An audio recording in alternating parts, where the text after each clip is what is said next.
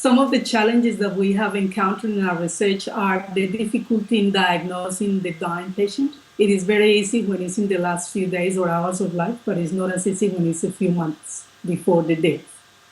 The other problem is the difficulties of measuring frailty in emergency departments, and frailty is one of the most significant predictors of death. There is also the difficulty in attracting further funding because this topic is not sexy and it's not splitting genes or developing new technologies or medications. So a lot of funding bodies are not interested in enabling us to continue the research. Getting published has been another difficulty because there is a lot of politics around us revealing that the end-of-life care is costing a lot, but the outcomes are still poor. So a lot of medical journals are reluctant to accept our publications. And there is also the criticism from the public that we are using a medicalized approach and that we should involve the consumers more in designing our projects, and we are actually doing that through the establishment of consumer advisory groups.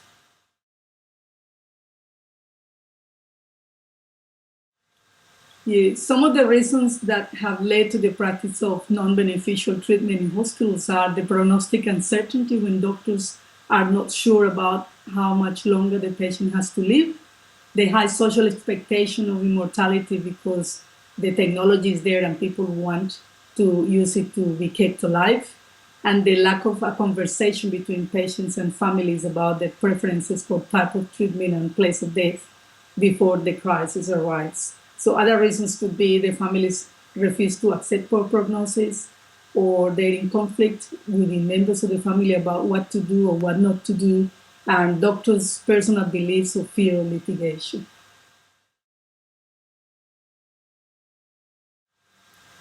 The benefits of not administering non-beneficial treatments are multiple. For example, first of all, they would prevent suffering to patients. They would prevent families having false hope about the possibility of recovery of a person. They would help families to go through a healthy grieving process after the death because they knew what to expect. They would prevent staff turnovers because a lot of doctors and nurses are dissatisfied with the fact that they have to administer these treatments knowing that they are futile, and they will lower the problem of unsustainable cost of care for the health system.